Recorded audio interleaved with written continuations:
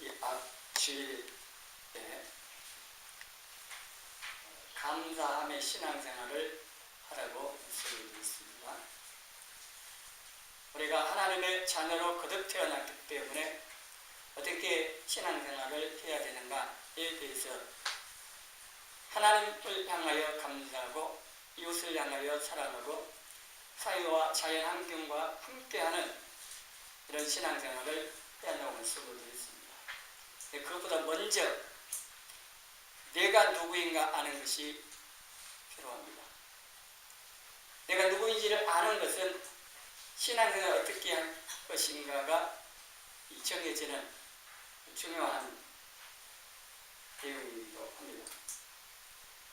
근데 우리는 스스로 내가 누구인지 알 수가 없습니다. 피조물은 스스로 알 수가 없습니다. 창조주 하나님께서 가르쳐 주셔야 아는 겁니다. 이 마이크나 스피커 뭐 이런 전자기기 이런 것들 스스로는 모릅니다. 컴퓨터가 슈퍼컴퓨터가 아무리 똑똑하다 해도 자기가 누구인지 무엇 때문에 만드는지 모릅니다. 만든 사람이 알지요. 인간이 아무리 똑똑해도 모릅니다. 나를 만드신 하나님께서만이 내가 누구인지 어디로 와서 어디로 가는지 어떻게 살아야 하는지 그 하나님께서 아십니다. 그 하나님께서 성경을 통하여 우리에게 가르쳐 주셨습니다. 많은 것을 가르쳐 주셨는데 몇 가지를 살펴보려고 합니다. 이 시간에는 하나님의 형상으로 창조된 나라고 하는 이 제목으로 하나님께서 하나님의 형상으로 나를 창조하셨다 하는 이 사실을 말씀을 통해 있습니다. 이 하나님의 형상으로 창조되었다는 것은 하나님의 성품을 닮은 피조물로 창조됐다고 하는 겁니다.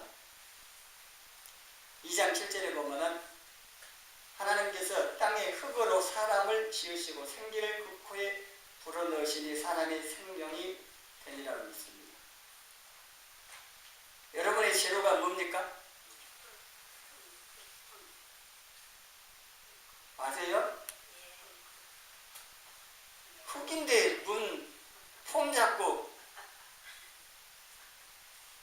자기가 흙인지를 모르기 때문에 세상에 있는 힘이 될 만한 거 조금 가지고 몸을 뻣뻣하게 세워가지고 사람들 내려보면서 무시하고 하나님 보시면 참 우스운 거지만요. 사람들 그런 사람 참 많습니다. 내 자신이 흙인지를 모르기 때문에 더 낮아질 수 없는 게 흙입니다. 밟히는 게 흙입니다. 겸손이요? 하나님 앞에서 내가 흙이라는 사실을 아는 것이 겸손입니다. 그렇잖아요. 저 낮아질 수가 없습니다. 스스로 낮춘다고 해서 겸손 되지도 않습니다. 하나님 앞에서 내가 흙이라고 하는 하나님 나를 흙으로 만든 나는 피조물이라는 사실을 아는 것, 그럼 겸손하게 되어 있습니다. 흙인 줄 모르니까 자기가 뭐 대단한 사람처럼 착각하니까 교만한 거고 하나님 보실 때 참 우스운 일들을 많이 하는 겁니다. 기억하십시오. 나는 흙이다. 여자들은 좀 다릅니다. 흙은 흙인데 본 차이 나요. 왜냐하면 아담의 갈비뼈로 만드셨잖아요. 그래도 흙은 흙입니다. 그리고 흙이기 때문에 어떻게 됩니까? 흙으로 돌아갑니다. 하나님께서 아담에게 타락한 후에 아담에게 하시는 말씀이 나는 흙에서 왔으니 흙으로 돌아가라고 했습니다. 그럼 다 묻힙니다. 세월 지나면 다 흙이 됩니다. 그리고 이 흙은 우리의 몸, 육체가 된 겁니다. 그리고 하나님께서 불어넣으신 생기, 하나님의 호흡, 이 생기에는 영이 됐습니다. 이 생기, 호흡, 이게 한 단어입니다. 영이라는 단어입니다. 성령님께서도 영이십니다. 우리의 영도 영이고 성령님도 영이신데, 그래서 교통할 수가 있는 겁니다. 이 생기는 영이 됐습니다. 그런데 하나님께서 이 생기 영을 불러가시면 어떻게 됩니까?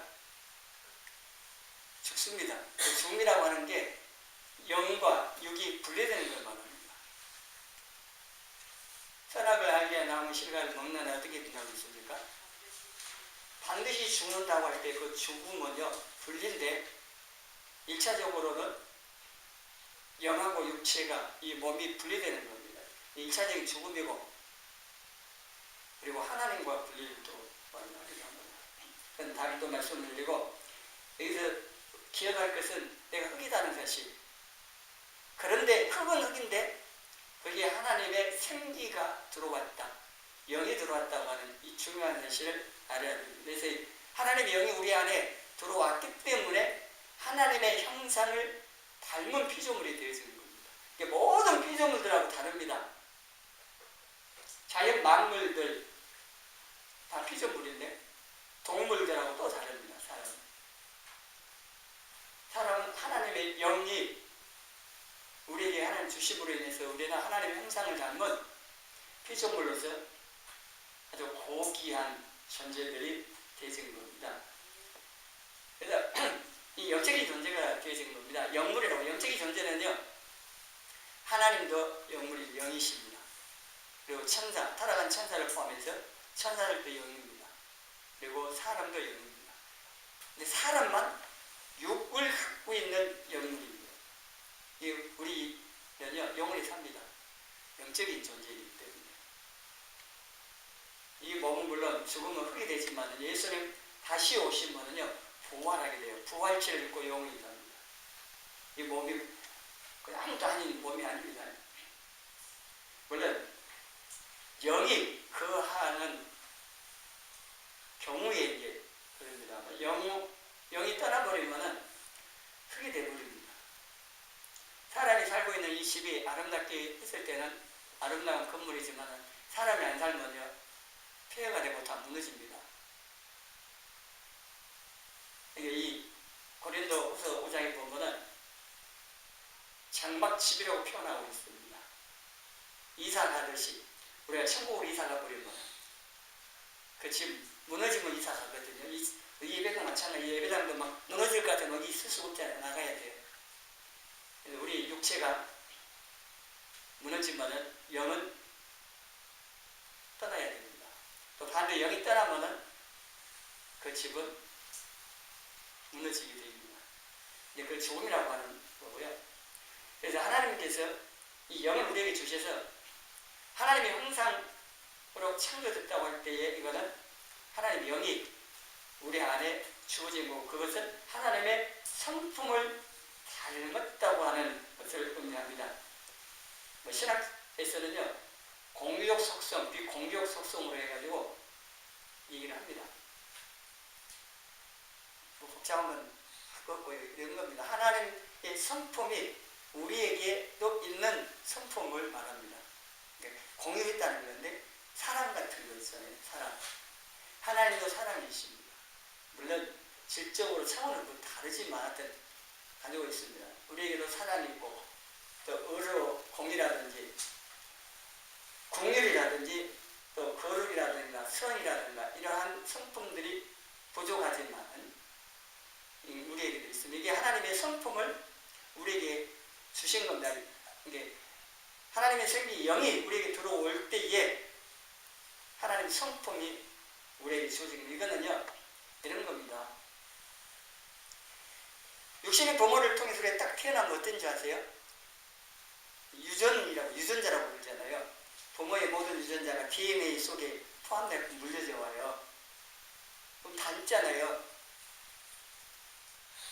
하나님께서 우리에게 하나님의 영을 불어넣었을 때에 그 안에는요, 유전자 DNA가 있다고 생각하세요. 하나님 모든 것이 들어있어가지고 우리에게 온 거예요. 그래서 우리가 하나님 자녀가 될 수 있고 하나님 같이 될 수가 있는 거예요. 뭐 하나님이라고 볼 수는 없지만 성경에 그런 표현들이 나옵니다.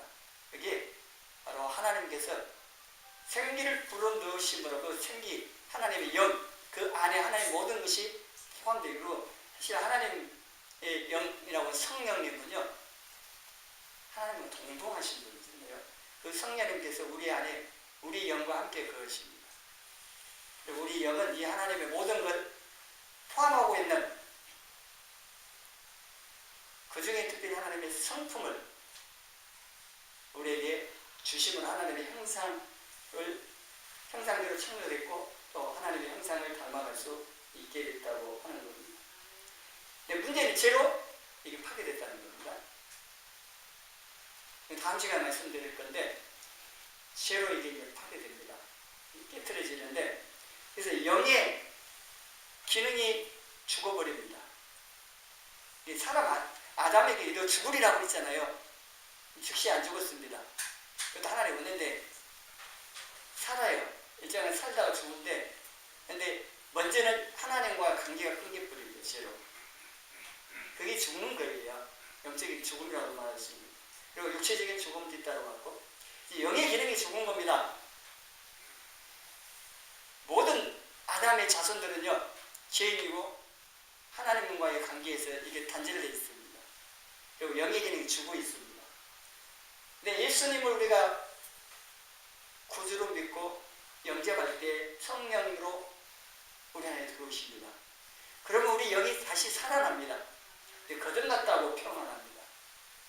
그러면 이때부터 다시 하나님께서 아담하고 교통했습니다. 친교했습니다. 그걸 막힌 게 없었어요. 하나님과 아담 사이에. 우리가 마태면에서 얘기하듯이요, 하나님과 아담은 그랬습니다. 근데 제가 그걸 가로막고 깨뜨려버리는 건데, 그러니까 예수님을 통해서 다시 이걸 회복할 수가 있는 거죠. 하나님의 이 형상으로 창조됐기 때문에, 그래서 사람을, 그 인간의 존엄성을 얘기하는 거고, 우리는 모든 피조물 가운데 가장 존귀한, 고귀한 존재가 되진 겁니다. 그래서 한 걸로 스스로의 목숨을 끊어서도 안 되고, 다른 사람의 생명을 빼앗아도 안 되는 겁니다. 노예로 부른다. 그건 말도 안 되는 겁니다. 하나님께서 다 똑같은 사랑하고 존귀하게 보시는 다 하나님 형상을 닮은 피조물들, 하나님의, 어쩌면 하나님의 자녀들이라고 할 수가 있습니다. 예수는 맨날 사람만 하나님 자녀라고 생각합니다. 그리고 세상 사람, 남 있는 사람들은 하나님 다 심판에 죽이듯이 말들이고 이런 식으로 생각하는데, 그렇지 않습니다. 하나님께서는 우리뿐만 아니라 세상 모든 사람들을 사랑하십니다. 이걸 우리가 좀 이해를 할 필요가 있습니다. 우리를 괴롭히는, 안 믿는 사람들 가운데 우리를 괴롭히거나 또는 악한 독재자들이 괴롭히고 할 때에 저주하잖아요. 아니면은 그 사람을 향해서 안 좋은 좀 감정을 품고 막 할 수 있는데, 우리가 우리의 관점을 볼 게 아니라 하나님께서 보실 때 그 영혼도 귀하게 보십니다. 요나서 4장에 보면은요, 요나이 하시는 말씀이 나와요. 마지막 부분을 보면은 이 성에 좌우를 분별하지 못하는 사람이 12만 명 정도 있다고 하시면서, 너는 하룻밤에 났다가 시든 박농꿀을 이렇게 아끼는데, 그 박농꿀보다 훨씬 귀한 이 사람, 또 가축까지 포함한다면 그 생명들을 내가 귀하게 여기고 아끼는 거 마땅하지 않냐. 이런 하나님 마음 때문에 그들이 비록 죄악으로 심판받을 수밖에 없었지만은 요나를 통하여 회개할 수 있는 기회를 주셨고, 회개하니까 그 회개는요, 뭐 금시로 그것만 하는 게 아니고 죄악에서 떠나는 걸 보시고 있습니다. 그게 중요한 겁니다. 오늘날 우리나라 교회도 마찬가지한 거죠. 아무리 회개에 잊혀봤자 입으로만 회개가 될 일이 아닙니다. 지금 하나님께서 진노하신 것은 하나님보다 우상 숭배하고 죄악을 계속 범하고 있는 우리 삶 때문에 하나님 진노하시고 심판하시려고 하는 거기 때문에 이게 근본적으로 해결해야 돼요. 그래서 역대 7장 14절에도 하나님 앞에 겸비하고 하나님을 찾을 뿐만 아니라 취하기를 떠나야 합니다. 그래야 용서하시고 땅을 고치신다고 하시는 겁니다. 우리나라 지금 참 이 말씀 반드시 속히 이루어져야 됩니다. 그거는 우리부터, 나부터 시작해야 됩니다. 그래서 하나님께서는 모든 사람을 이렇게 소중히 여기시고, 우리도 또한 하나님과 똑같이 모든 사람을 소중히 여기야 하는 거예요. 그래서 십계명에 이웃의 생명도, 정조도, 재산도 다 소중히 여기서 지켜주라는 얘기입니다. 빼앗지 말라고 하는 것은 반대로 보다 하나님의 의도는 그거예요. 사람들이 알 수 있도록 말씀을 하실 때 생명을 빼앗지 말라고 하신 거지만, 사실은 하나님의 의도는 그 생명을 소중히 여기서 지켜주라는 얘기입니다. 정조도, 소유도 지켜주라는 얘기입니다. 우리가 빼앗지 않으면은 그 정도만 생각하면 그거 아닙니다.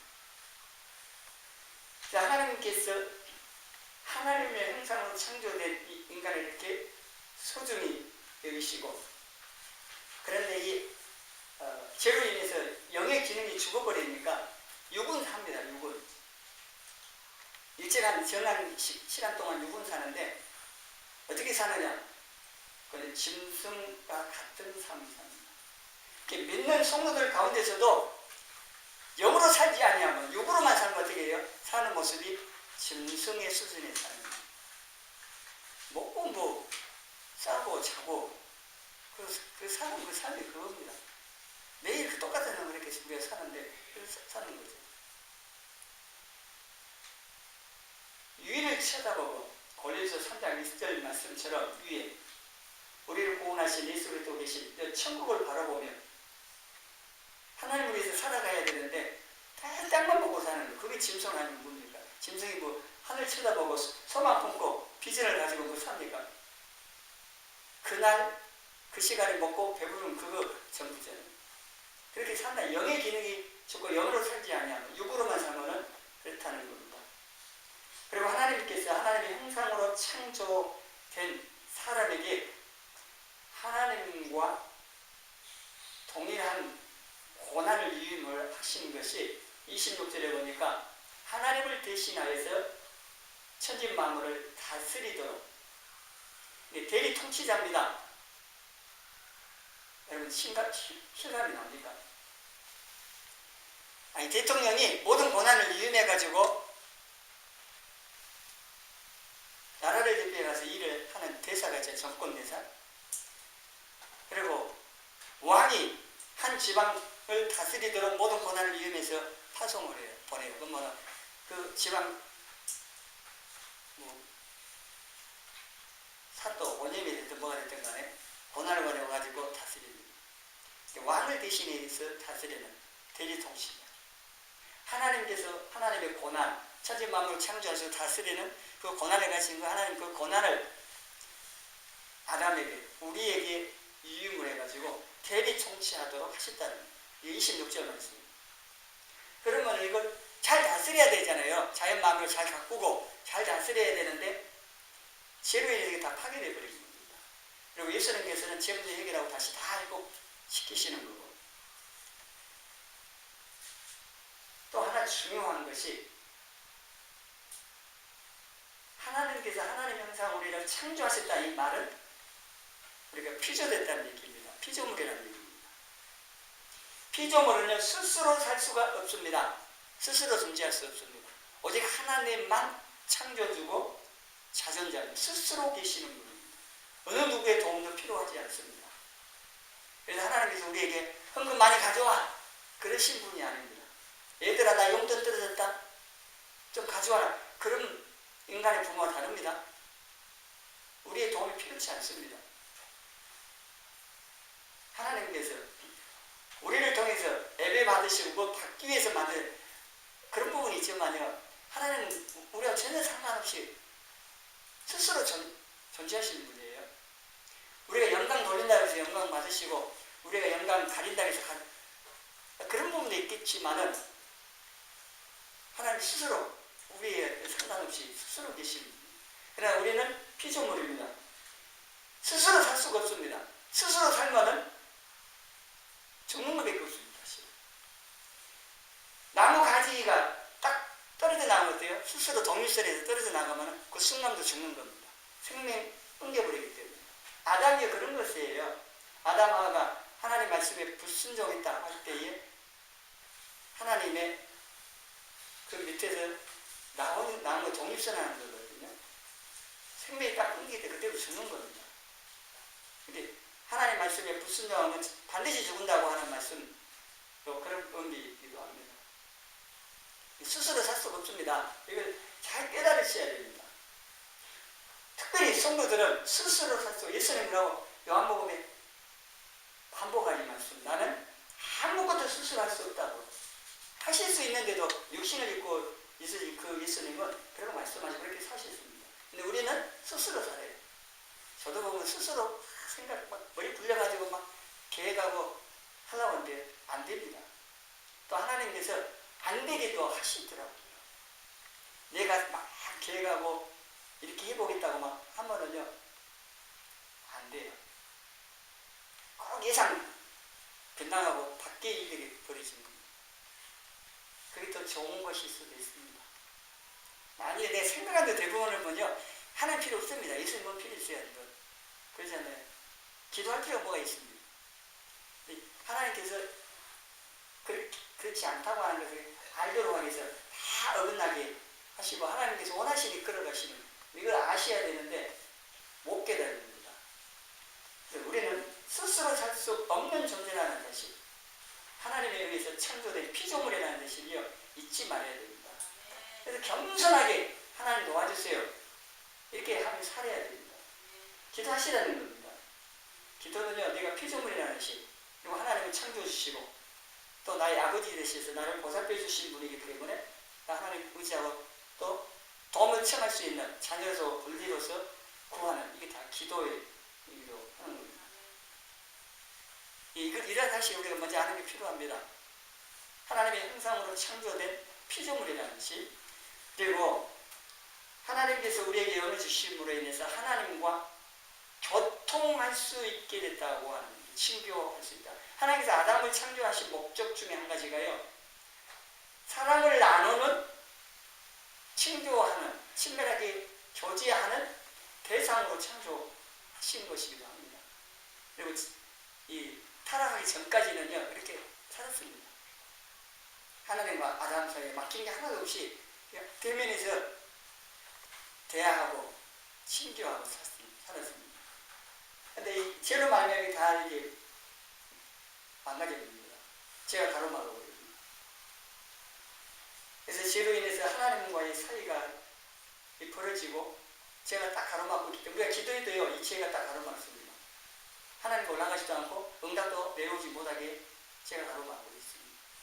저는 이사야 59장 1절 2절 말씀이기도 하는데, 그래서 이 죄로 인해서 하나님과의 친교 교통함이 딱 끊겨버렸기 때문에 우리는 살 방법이 없습니다.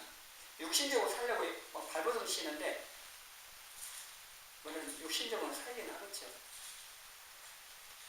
육신적으로 돈이 많이 있다고 해서 만족하고 행복하고 그렇게 살 수 있을까요? 안 살아고 해서 모르죠. 그래서 돈 많이 있으면 좋을 것 같아요. 그런 생각하시죠. 그렇게 살았던 솔로몬이 우리를 대신 다 해보고 결론을 내려놨습니다. 다 깨닫는 겁니다. 그래서 결론으로 전도서 12장에 하나님을 사랑하고 그 계명에 순종하고 하나님을 경외하며 사는 것, 그게 사람 본물이고 그게 헛된 삶을 살지 않을 수 있는 비결이에요. 다 해보고 결론을 내는 거예요. 근데 또 여러분 해보시려고요? 해보시면 그거 하는 시간만큼 손해입니다. 협의하는 겁니다. 우리가 말씀대로 깨닫고요, 스스로 해보려고 하는 이런 것, 또 세상 어떤 것을 가지고 채워서 만족해 보려고 하고 이런 것들을 버려야 됩니다. 중요한 건 하나님과의 친밀한 교제입니다. 예배가 뭡니까? 하나님과 만나 교제하는 겁니다. 이 시간이. 물론 하나님 높여드리고 뭐 이런 여러 가지 있지만은 핵심은 하나님과 만남입니다. 성막을 만든 것도, 성전을 만들게 하신 것도 하나님과 만남의 장소로 기껏 와가지고 하나님 만나지 못하고 가면 어떻게 돼요?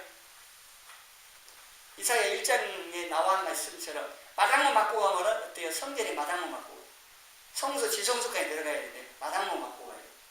마당 맞고 짐승 그 재물 제자 드리고 가버리면 하나님 만나지 못하고 가면 허탕이죠. 어쨌든 하나님 만나고 가야 돼요. 이 예배 시간이 그런 기대를 가지고 오셔야 돼요. 주일날 예배 드리고 오면서 예배 시간 됐으니까 막 와요. 말 나온 김에요. 예배는요, 하나님께 이렇게 드리는 이 예배는 여러 형태가 있지만 그 중에 최고의 예배 형태는 찬양입니다. 찬양. 그래서 우리는 11시에 예배 드린다고 생각해요. 시간을 보세요. 내가 앞당겨 놨어요. 그리고 찬양을 해요. 그러면 이 찬양을 할 때 11시 정시에 땡 해갖고 예배 시작은 그게 아닙니다. 찬양 딱 시작하면 예배 시작되는 거예요. 일찍 오시라는 얘기입니다. 11시 오지 마시라고요. 또 10시 45분이면 45분 맞춰서 오지 마시고 좀 일찍 오세요. 일찍 오셔갖고 내가 하나님 만나고자 하는 이런 사모한 갈급한 마음을 갖고 기도하고 내가 하나님 임재를 경험하겠다. 하나님에게 뭐라고 말씀하실까? 기대하는 마음으로 기도하시고 온 마음으로 하나님께 찬양과 경배를 드리시라는 겁니다. 그래야 그 찬양과 경배 가운데 하나님 임하셔요. 그게 역사가 일어나는 겁니다. 그게 역대 20장 그 사건 아시잖아요. 사도행전 16장에 나온 것도. 기도하고 찬양하니까 하나님 임하셔서 역사가 일어나는 겁니다. 하나님께서 아무 데나 막 임하시지도 않아요. 광고 시간에 말씀드린다고 했는데 여기 나온 김에 말씀을 드린 겁니다. 저거에 나온 시간 11시 아닙니다. 앞당겨 놨습니다. 그 예배 시간을 소중히 여기십시오. 오늘 새벽에 7편 84장 봤습니다. 성전에서 하나님 집에서의 하루가요 다른 곳의 첫날보다 낫대요. 소중하고 성전에서 하나님께 예배하는 것이 복이다고 말씀합니다. 그래서 그렇게 사모하고 있어요. 고라자서도. 그 배경이 있습니다. 어쨌든 간에 우리도 하나님께 나와서 예배하는 이게 세상 모든 곳에서 모든 일보다도 소중하고 복된 시간인 줄 아시죠? 그리고 하나님 만나면은 다 되잖아요. 근데 이 예배 시간에 만날 수 있어요. 다른 곳에서 만나는 게 아니고. 그러니 주일날 예배당 와서 하나님께 예배드리는 이 시간이 얼마나 소중합니다. 복됩니다. 그리고 이렇게 자유롭고 좋은 환경 속에서 예배드리고 있잖아요. 예배드리고 싶어도 못 드리는, 아니면 숨어서 예배드리는 초대교회 카타콤의 성도들이나 지금 북한의 성도들처럼 되보십시오. 그러면 얼마나 하나님 앞에 나가서 이 예배드리는 것이 소중하고 감사한지 알 겁니다. 그러니까 간절한 마음으로 진정한 예배를 드리는 거예요. 우리는 이런 마음들이 없어요.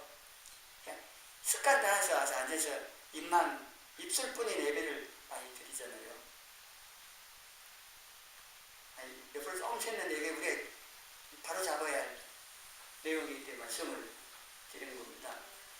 하나님과의 만남이 친교가 매우 중요한데 이게 파괴됐어요. 어쨌든 그래서 다시 예수님께서 회복을 시킨 겁니다. 제 문제 해결하고. 그래서 에베소서 2장 16절 같이 읽어봅니다. 또 십자가로 이 둘을 한 몸으로 하나님과 화목하게 하려 하십니다. 원수된 것을 십자가로 소멸하시고, 십자가에서 예수님께서 제 문제를 해결하십니다. 피를 죽으심을 통하여서. 왜냐하면 죄는 사망입니다. 죄가 사실 사망이기 때문에 죽어야 됩니다. 피를 흘려야 돼요. 피 흘림 없이는 사함이 없다고 말씀합니다. 피를 흘려야 돼요. 예수님, 죄 없으신 예수님께서 우리를 대신하여 피를 흘려 죽으심으로 십자가에서 하나님 우리 사이를 다시 화목을 시켜주십니다. 원수된 건 십자가로 멸하시어요. 다 없애버린 겁니다. 하나님과 막혀있는 죄를 다 치워버리고 하나님을 바로.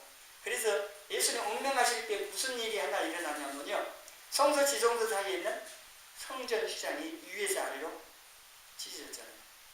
사람이 찢을 수 없습니다. 또 사람이 찢으면 어떻게 찢어지겠어요? 밑에서부터 찢어진다고 볼 수 있어요. 그리고 이게 휘장이요. 얇은 어느 두껍지 않는 이 용 같은 천 있잖아요. 그거 찢기 쉽지 않아요. 근데 우리가 생각하는 것보다도 이 손바닥 정도 두께로 재진 휘장이기 때문에 항소들이 양쪽에 잡아도 안 찢어져요. 그만큼 이 선도 휘장이 대단한 건데 위에서 아래로 찢어져 하나님 찢으셨다는 얘기예요. 그래서 이제는 예수님 통해서 언제든지 하나님께로 나올 수 있도록.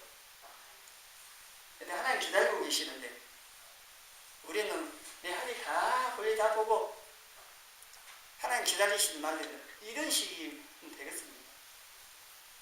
그래서 우리가 예수님 통해서 열려진 이 새 길, 하나님께로 바로 갈 수 있는 이 길 따라서 하나님 앞에 또 히브리 4장 16절 말씀처럼 예수님을 힘입어서 은혜의 보좌 앞에 우리는 담대히 늘 나갈 수 있어야 하는 겁니다.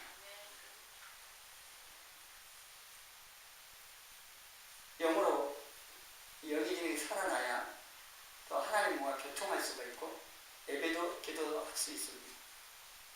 이 영이 살아나지 않는 사람은 할 수가 없습니다. 한다고 이게 예배당 와서 앉아있으면요 몸만 앉아있는 것 뿐입니다. 굉장히 힘들어 할 수밖에 없습니다. 내 영이 살아야 내 영하고 하나님 영하고 이 교통이 되어져야 거기에 은혜가 임하고 기쁨이 있고 뭐 이런 일들이 벌어져야 이게 되는 거지. 이게 안 이루어지면요 예배 1시간 정말 힘든 겁니다. 일당 준다니까 앉아있으라는 거 어쩔 수 없이 앉아있어요. 돈 때문에. 어차피 뭐 막노동해서 힘들게 하나 여기 앉아서 그래도 하나 일이 더 낫다 싶어서 사장님이 일당 준다니까 예배 와서 앉아있는 그런 경우도 있는데 그게 될 일이 아니죠. 이렇게. 그래서 우리 영이 살아나야 한다는 겁니다. 그래서 우리는 예수님을 믿음으로 성령님께서 들어오심으로 우리 영이 살아나서 하나님과 이제 교통할 수 있어요. 기도할 수 있고 예배드릴 수 있고 되는 거예요. 이게 얼마나 은혜가 복입니까? 다른 사람은 틀려요. 우리는 사람들이 볼 때 별 보잘것 없는 사람들처럼 보일지 몰라도 우리는 그런 사람들 다르다고 하는 겁니다. 그리고 하나님의 형상으로 창조하셨다고 할 때요 3가지 관계를 맺고 누리며 살도록 만들어진 존재이기도 합니다. 우리 신앙에 3가지가 있어요. 관계가 하나님과의 관계, 이웃과의 관계, 사회 이 자연과의 관계. 이 관계 없이는 우리 존재할 수가 없는 거죠. 그래서 하나님과의 관계, 우리 존재의 가장 중요한 부분이기도 합니다. 하나님 우리의 관계는요 동물처럼 본능을 따라서 반응하는 관계가 아니고 하나님과 사귀며 교제하는, 교통하는 인격적인 관계라고 하는 겁니다. 이 인격적인 관계에서 중요한 것이 자유입니다. 하나님께서 우리에게